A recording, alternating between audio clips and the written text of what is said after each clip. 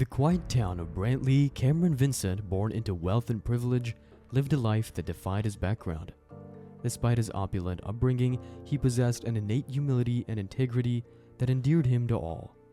His father, a renowned real estate magnate and artifact collector, instilled in him a sense of responsibility toward the community. Before we begin, we're Haunting Stories and we cover stories from all around the world. If you like this type of content, then consider subscribing to our channel as we bring never heard stories to you, and don't forget to hit that notification bell to get notified whenever we upload a new episode. At the age of 18, tragedy struck when Vincent's mother succumbed to cancer, leaving him and his father bereaved. A few years later, Vincent's father remarried, bringing Rita, a stepsister, into their lives. Initially skeptical, Vincent eventually embraced his newfound family, recognizing their genuine love and support. Upon his father's passing, Vincent inherited the family home. Feeling an inexplicable void, he returned to the house, transforming it into a symbol of hope for Brantley. Under his benevolent stewardship, the town witnessed remarkable changes. Schools were refurbished, roads were reconstructed, and a small hospital was erected. Vincent's philanthropy extended further as he donated to the less privileged and sponsored numerous scholarships, earning him the town's adoration. However, the town's joy turned to sorrow one fateful morning when Vincent was found lifeless in his home by his stepsister, Rita. Rushed to the hospital, Vincent was pronounced dead, leaving the community in shock. Despite the doctor's efforts, the cause of his demise remained a mystery. Rita, recalling Vincent's mild heart condition, opted against an autopsy, respecting his beliefs. Restless and determined to honor her brother's memory, Rita stumbled upon a scientific endeavor involving the supervised study of the deceased. Convinced that this was the perfect tribute to Vincent's passion for making a difference, Rita allowed scientists to study her brother's remains. A camera was affixed to Vincent's coffin, capturing his final journey for a year. Brantley came together for Vincent's solemn funeral, the church overflowing with mourners. As the heartfelt service concluded, Vincent's coffin, now equipped with a camera, was laid to rest.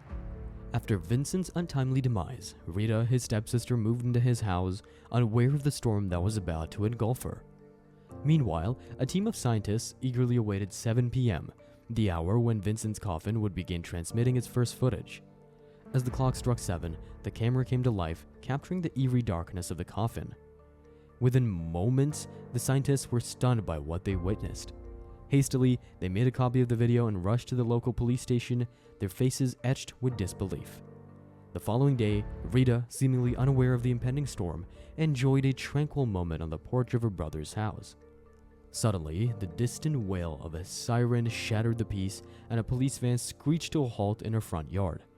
Confusion etched on her face, Rita greeted the officers nervously, her hands trembling as she clutched a glass of tequila. The officer, stern-faced, informed Rita that she was wanted at the police station. Suspicion hung heavy in the air. Panic coursed through her veins, and in a desperate attempt to defend herself, she began a frantic display of denial. Yet, her facade crumbled when the officers revealed the reason for their visit. They suspected her involvement in Vincent's death. With her heart in her throat, Rita confessed. Her intentions, she claimed, were never murderous. She had only sought the valuable artifacts her brother possessed. In a bid to locate them, she had spiked Vincent's coffee with sleeping pills, searching the house frantically. When she returned to his room, she discovered he wasn't breathing. In a twist of fate, just as Rita believed her life couldn't unravel further, Vincent, her supposedly deceased brother, emerged from a police car. Shock washed over Rita, freezing her in place. Vincent, alive and well, stepped towards her, his presence a surreal nightmare. The night before, the scientists had been astounded to find Vincent waking up in his coffin, his slumber induced by the sleeping pills having worn off. Horrified, he'd struggled to escape his grave, prompting the scientists to rush to his aid. Swiftly, Vincent's story unfolded. He had suspected Rita's intentions and preemptively moved the artifacts to a secure location, outsmarting his stepsister's greed. Faced with the truth, Rita pleaded for mercy, but Vincent, understanding the gravity of her actions, refused to relent. In the end, Rita was charged and sentenced, her ill-fated greed leading her down a path of deception and ultimately imprisonment. The tale served as a cautionary reminder of the consequences that befall those who succumb to the darkness within, leaving the town of Brantley with a chilling story etched in its history.